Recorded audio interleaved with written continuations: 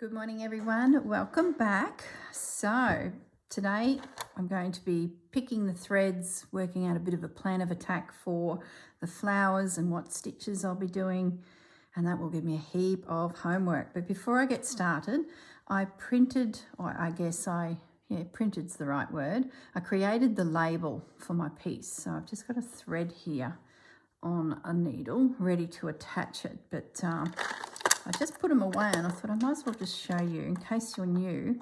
These are little block letters that you connect together to create whatever word you want. So there's a lot of flexibility with them. My only regret is that I didn't buy two sets. That would have given me some more letters, but it's only occasionally that I get to something and I'm like, oh, if I had another S,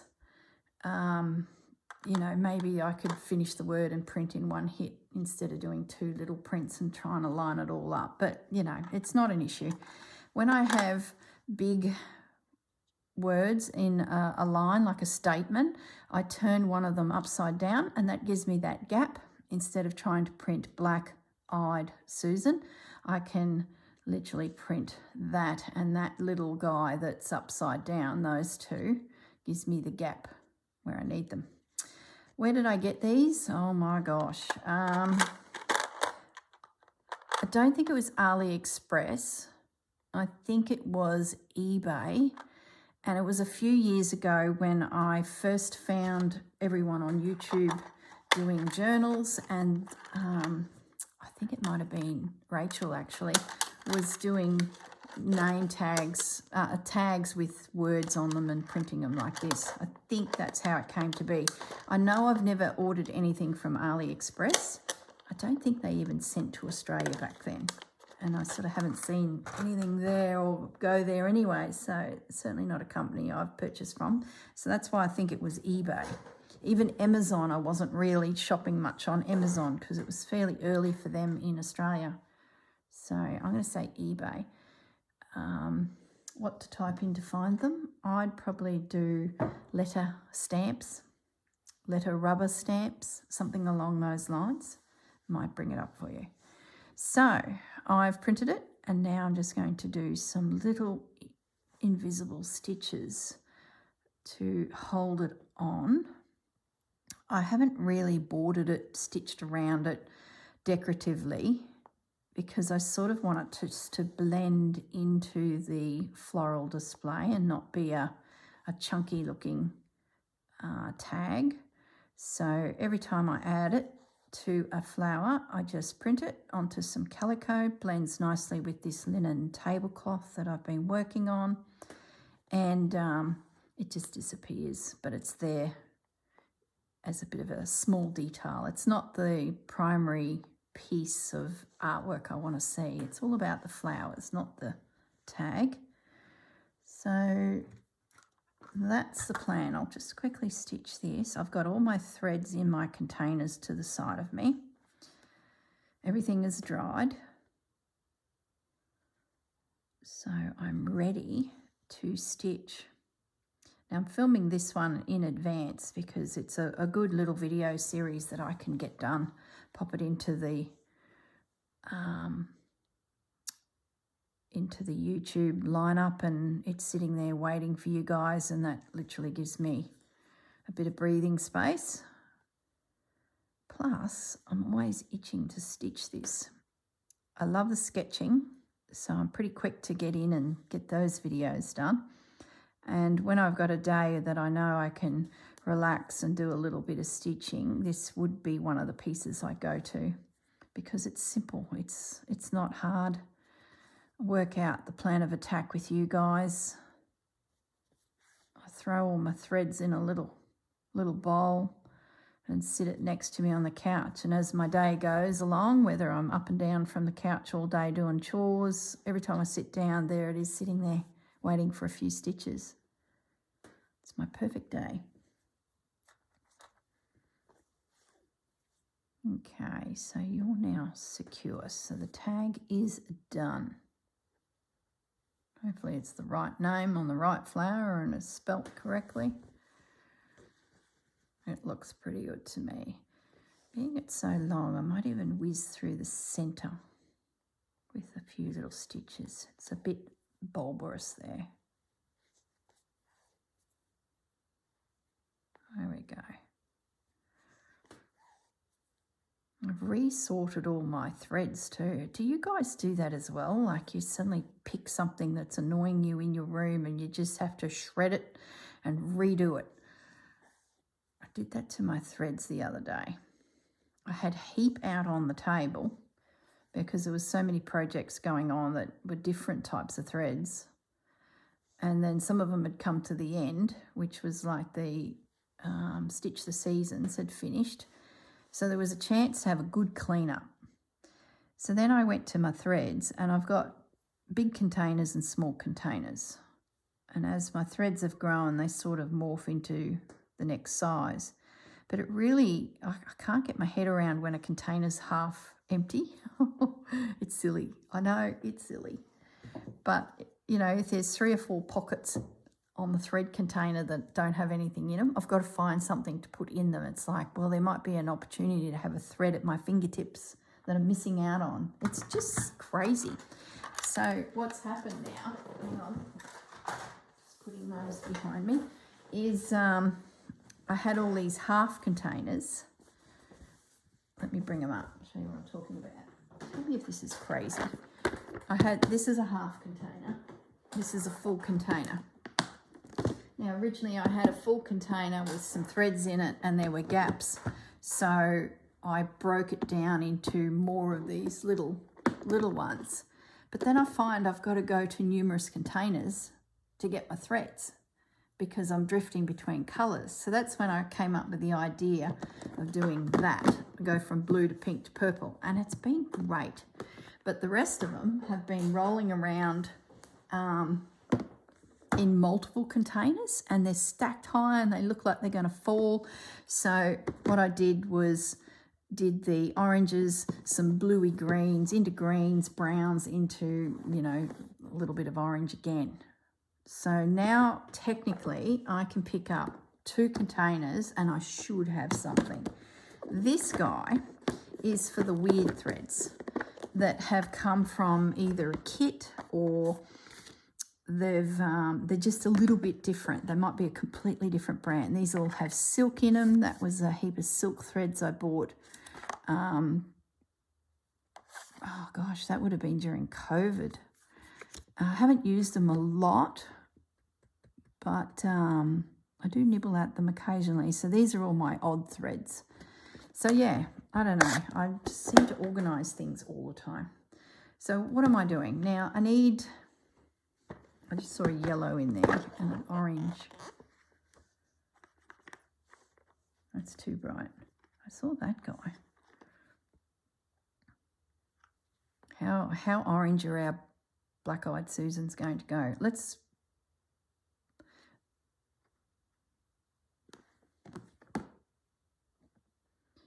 Yeah. Don't know. We'll leave him out. Let's have a look. There's orange and there's orange and then there's orange. Let's get rid of the pinks and blues. We don't need that colour palette. I have my little hoop because this is linen, and remember the days when we were doing doilies embroidery, we would always have a hoop. So I'm still using a hoop with this. It just helps keep my tension. What if I go a bigger hoop? I could capture all of them. That'd be really clever if I could do that. Where's my bigger hoop?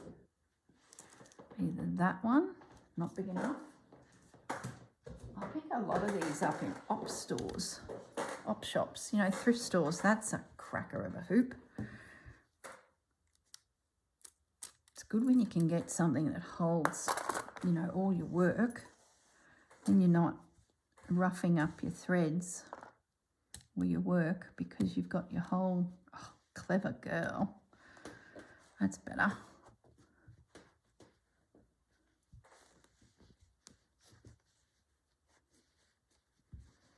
Alrighty. Don't know how well it'll hold because she's an old girl, but sometimes the older ones are better, aren't they? These little pine ones can be a little little troublesome, but that's going to hold reasonably well. It's just really hard to turn that little grommet. There we go. Okay, the girl is settled. Where is a needle? We'll go a crewel needle because we might want to use a fairly thick thread. Oh, I like those oranges there. See, that's the one I just picked up. Do we do 3 colours? We get dark in here and light out there. Just looking at threads that are similar weight to this. That's pretty good. That's a pearl cotton and that's a silk. Then we want to go a little darker in there. Probably not by much, but no. Maybe we need to go more into the browns, the golden tones. Yeah, I don't mind that. So if that one was right in the centre, that one was creeping out and then a little bit of yellow coming out of that. Maybe I stitch from the centre of the flower out a little, because I don't want to hide my paint either, and stay away from the outer edges. That could work. Let's try that. I'll give it a little try. So we'll start with the darker of the orange tones. So what do you guys got planned for today? I have nothing, and I don't want to say it too aloud because then something will come my way and I won't get to stitch. So we're just going to keep that on the quiet. Corrine has nothing planned. I did all my washing yesterday because Corrine knew she wanted to set and stitch. So what I'm going to do, this is only a little flower, so I'm just going to put a few little long and short stitches into there. Just a couple. It's tricky. You go and put all this paint on your piece and you go and cover it all up with stitches, which is sort of defeats the purpose a little. So the girl needs to just pare it back a little bit. Couple little stitches. It's only a little flower. Does make for a very quick project because you've sort of got your colour in there already and all you're doing is putting in just those few little sketchy stitches. Okay, that was pretty simple. Let's end that off. I love that colour. That's an in. That's in the pot. Where's my pot? Pop him in and we'll just pop this little thread over the handle so I can grab him later. Now, let's go to that silk orange. It's a completely different feel to the pearl cotton. I'd say the pearl cotton's number 8. This is so nice and soft. Okay, so what I'm going to do is stitch, oh, another knot. I'm going to stitch down into those few stitches a little. But again, Corrine, just little stitches, no big dog's teeth. Oh, now it's come out of the thread. Take your time, no rush. Okay, yeah, love it. Just a couple. There's literally 3. Thank goodness I've got this down here to stitch because these little daisies I think are going to come together quite quickly and then one's going to have itchy fingers and be like, it's over. I was chatting to a few of you in the comments at the end of Stitch the Seasons about the mourning of the, as in the loss of the project. Like you finish your project and you have this loss that it's done. Like it's, especially if you've thoroughly enjoyed it, you're in love with the project. Yeah, well then you're like, oh, we're finished. And a few of you asked, are you going to miss the project because it's done, you know? And I thought, what an interesting way to think about it. And it's like, that makes sense, because that does happen, where I sometimes go, oh, gee, it's a shame that's finished. I could do this, I could do that. Do I do it again? You know, all those thoughts come into your mind. I thought that was quite interesting. I'd never actually thought about it. The morning of a project, morning as in lost, not morning as in sunshine. My accent's probably hashing up that word, the pronunciation. Oh, I like that, guys. Oh, yes. Okay, Silk, you're in. Let's have a look at this guy. Now we're getting a little brighter. This is all being done with a crewel needle. Nice big eye. He's not the longest little fellow, but he's solid, so he's good to hold on to.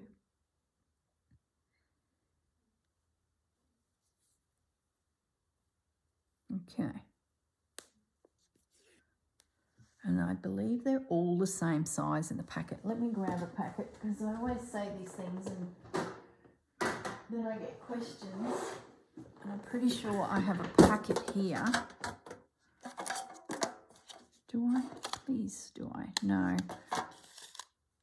That's the milliner's needle that I often use, Cotton Darners number 10. Long and slender. Really good. Let me grab my needle book. I'm pretty due to buy some more needles. Like, surprising how many you go through. They start to get blunt. No, I don't see. I'm up for new needles. These are randoms. Like, I took this to my Jennifer class, and this is the needle book that Jennifer looked at and goes, you have got so many needles in there, and the two that she uses weren't in here. And I had to borrow a needle from some of the other girls. It's like you've got an abundance of needles and none of them are actually the ones that you need.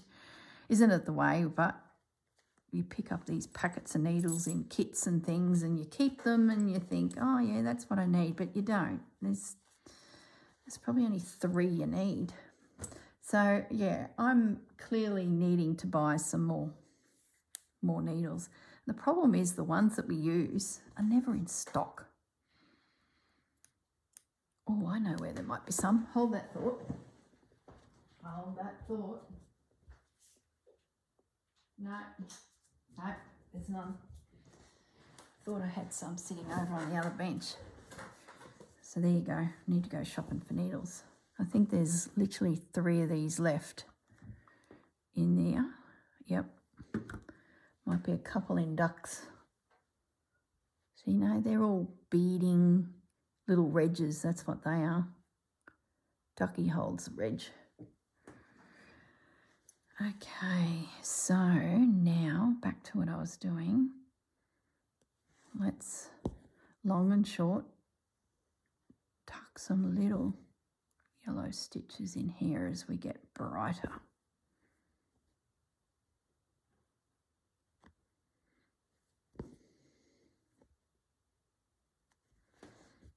Yep, just a couple.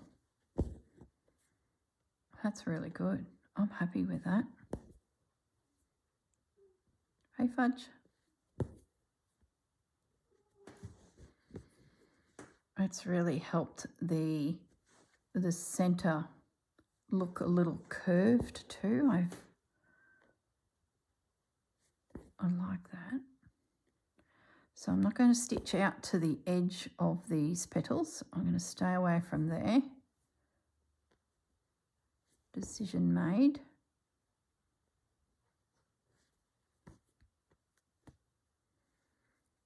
And just pop a couple little stitches where the light is starting to catch that bright yellow. Okay, love it. They're quite a unique little flower, these guys. I tell you, I've never studied flowers so much since doing Botanical Beauties. The Roxy girls, so the last few years has been flowers worked into our work, and it's like, right, what do they look like? What's the shape? How's the petal sit? and also the Stitch the Seasons. It's thoroughly enjoyed it. So there's the 3. They're in. So let's have a think about this dark centre. How are we going to do that? I sort of feel like I need a plummy colour. A blacky, dirty, plummy, winey. What do we got here? Like that. Maybe a bit of that to add light. Let's have a look. So what stitch are we going to do in there?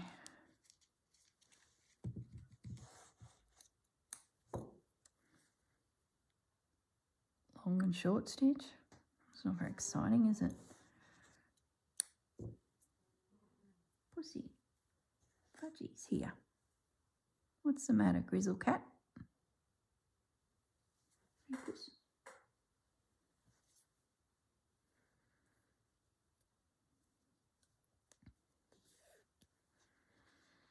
Okay, so, ooh, nice and dark. How do I do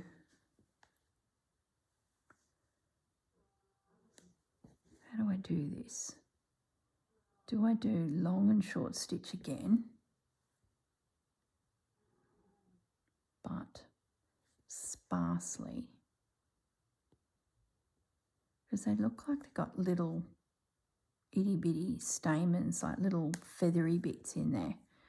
But it's hard to tell in some of the photos because it just looks like a dark base. But there's definitely something feathery in there. So if I do my stitches a little bit all over the place,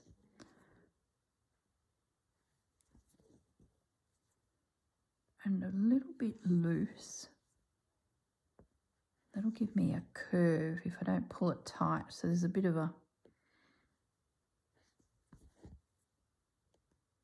shape there. Might come back through again with just half the stitches I just put in down into there. Yeah, just soften it a little bit. Then maybe that other colour, now that I glance at that other colour, it may not be, maybe I just let the ink do its thing there. A lot of maybes.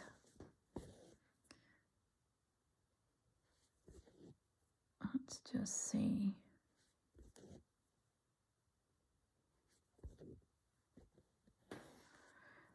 Okay. Yeah, I like that. That's definitely giving me that dark dark centre, and then being it's a sideways view, it is lighter at the top. This one here, I think I'll fill it all in. I'll go quite dark. And I might even have a look at the stitch this lady did here. Oh, that's a satin stitch. Lots of satin stitch on top of it, 3 of them to create a little petal. So let's end that off and I guess have a look at this other thread. And maybe we do some little knots.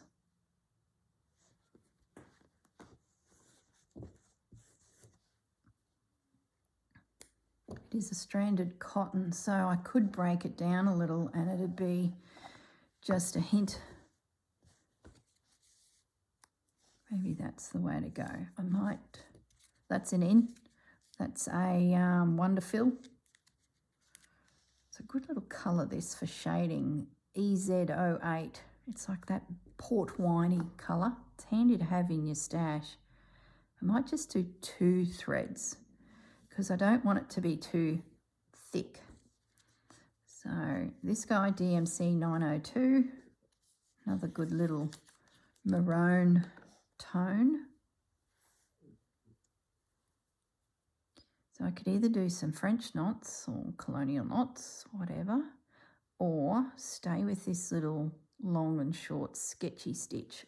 Come on.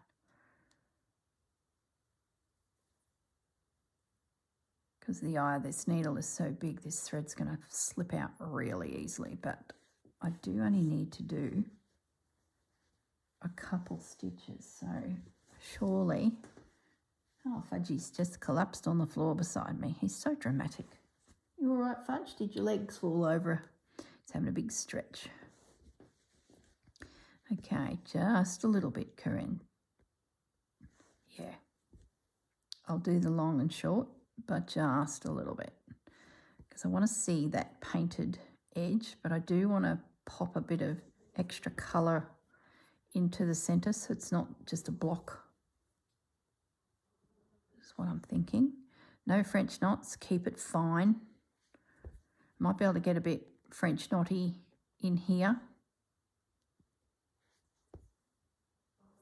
Yeah. Meow. What's the matter, Grizzle? Let me just touch the cat for a moment. Pat the cat. There we go. Good Kit Kat. He's just stood up for a pat. Now he's just collapsed. Gee, you've fallen over a lot today, Fudge. You're being very dramatic, aren't you?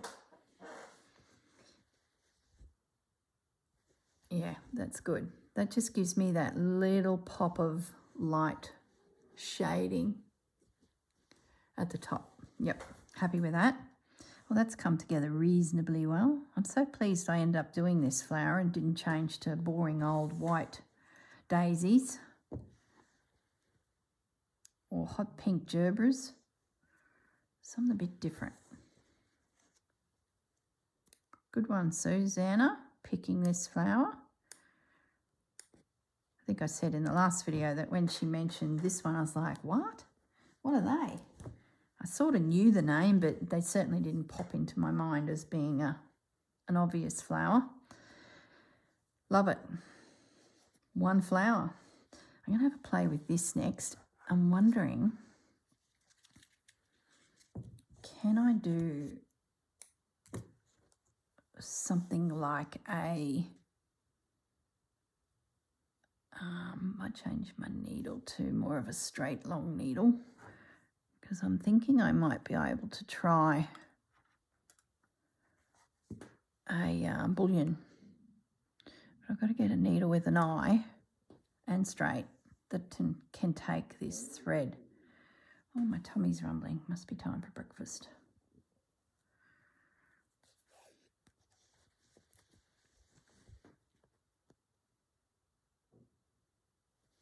Let's have a little play with a bullion. I just don't know if it's the right stitch for what I want, but won't hurt. Let's have a little play and see what it looks like.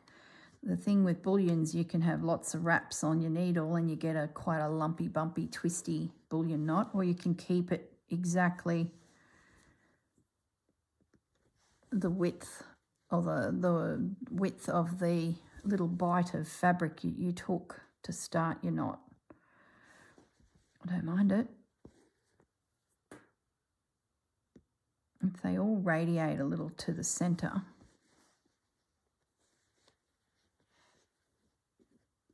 So I'm wrapping it the width of that little bite of fabric that I've got there. Feel a bit cack-handed. Hold it, pull it through. Of course, if your needle's got a nice slender eye on it, the pulling through happens really easy as you tuck it down into position.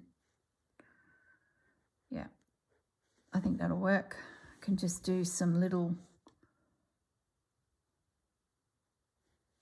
grub stitch, I used to call it when I was a kid. I was a little girl. Wasn't a fan of doing it back then, mind you. It was very fiddly for little fingers. Still little fiddly for old fingers. Here we go. So what I might do then is in the gaps, I can come back through either with this thread and put some little stitches, and then I can even come back through with that paler cotton. Whoops. And oh, it's fiddly today.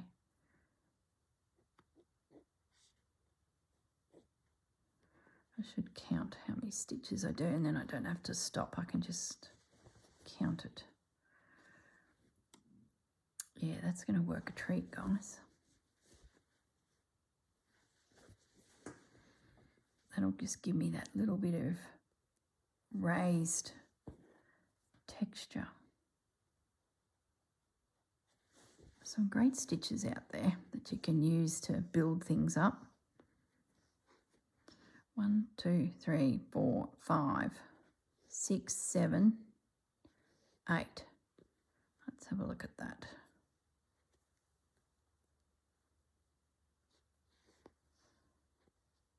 Yeah, so 8 wraps, it'd be pretty close. Probably could have done 7, but it's got a little bend in that bullion knot, so I'm happy with that. It's sort of helping me get a bit of shape into the centre of this flower. 1, 2, 3, 4, 5, 6, 7, 8. I'm going to do 7. That feels like a lot. Yep. Oh, it's fiddly because I'm leaning in to stay in the camera. So I feel like my arms are out in the air trying to wrangle.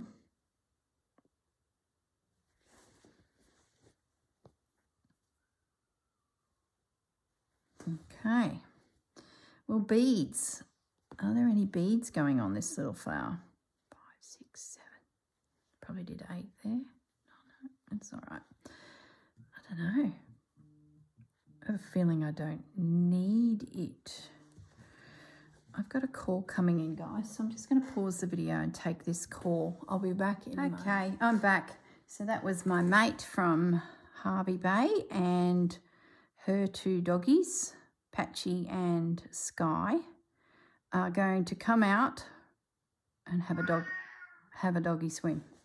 So I will get a few more minutes of stitching and then I'm going to have to go and have a think about what I might put on for lunch. So it's a Sunday here for me. So it's a beautiful day. So the hounds can play, have a swim in the lake, and then I need to come up with something quick and easy for lunch. And as I was walking back to the table, I thought we might send Gaz out to get a couple barbecue chooks. Chickens, for those who are wondering what the hang a chook is. I said it once before in a video, barbecue chook, and I had quite a few of you say, what the hang is a barbecue chook? Might be a bit of an Aussie thing, I don't know. We've always called them barbecue chooks. And the local store does quite a good deal on them, the local Barham Food Works. So I might get Gaz to dodge out, grab a few hot chooks. We can break them up, throw them out on a platter, and we can have that for lunch. That'll be nice and easy. What I might do is I might put at the end of this video some doggies swimming.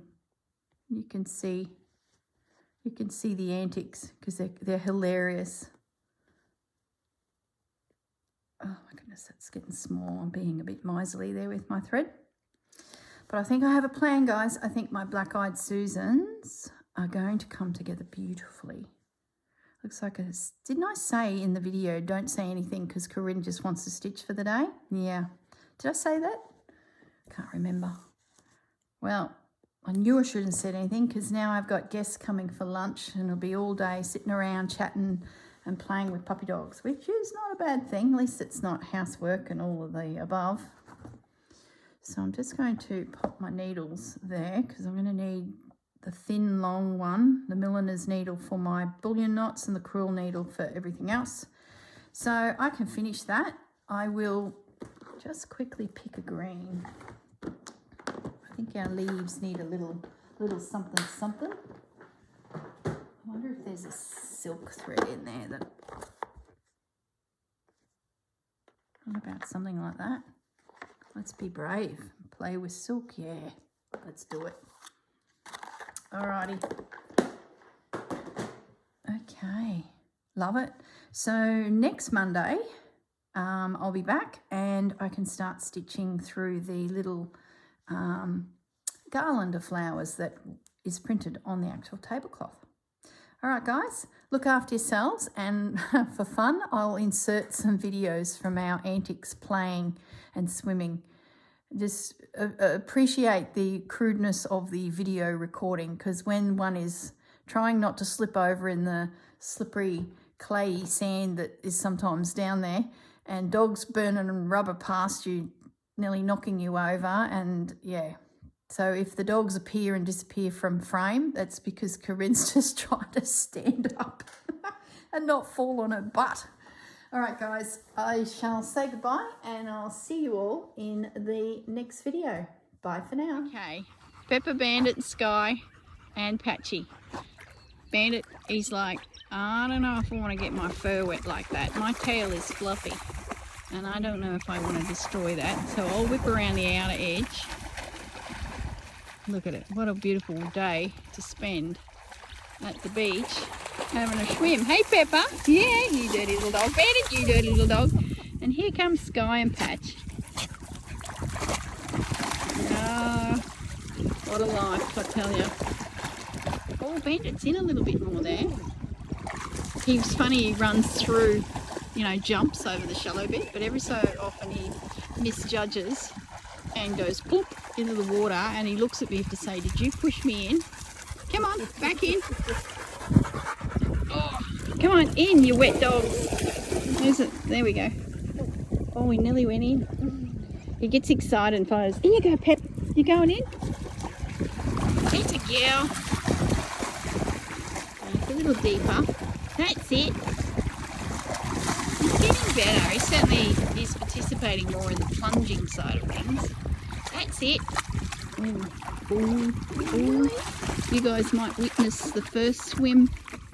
Who are the other three? They're like, we're in. Sue's with me, and we're just getting wet from flicking dogs. Come on, in you go. In you go. Have a swim. There he goes. That's it. In you go, Pep. That's a girl. In you go. That's it. Have a swim. He's like, no, my fur will get wet. He's definitely pulling back. That's funny. So as promised, I've got a little video of the doggies having a swim. Oh, you dirty dog. Who flicked me? There's another one. Oh. One of my boys drying the glasses. Oh, mate. There's... Ooh. Nearly. We nearly had launch. In you go, Pep. In you go. Come on, in you go. That's it. That's it. You show Bandit how it's done. There we go. He's like, no, I don't think so. In you go. That's it. He too wants to be part of it. But he's like, when you go deep dive, I can't come too.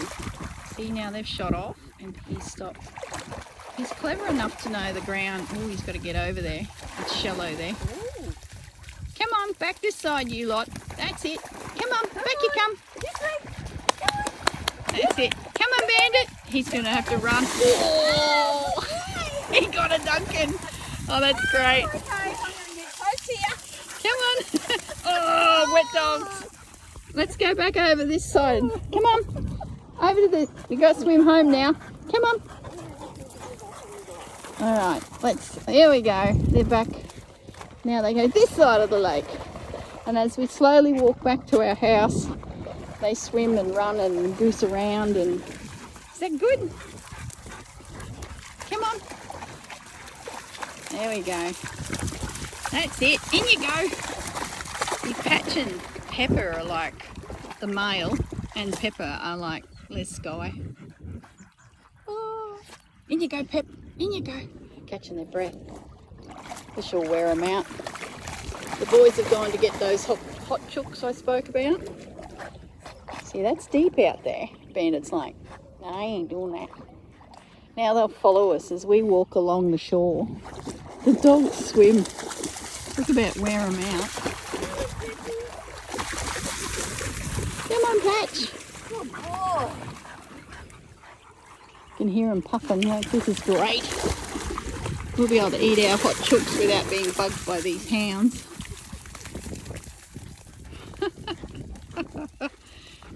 Hey, yeah. Come on, come back. Yeah. Pepper, Bandit. Come back. Oh, Let's just bring them back. Come on. That's it. Good. Oh, you're wet. Okay, let's go again. All right, guys, I'll say goodbye as we make our way back to the hot chooks, dipping the dogs as we go. See you later, guys. Bye.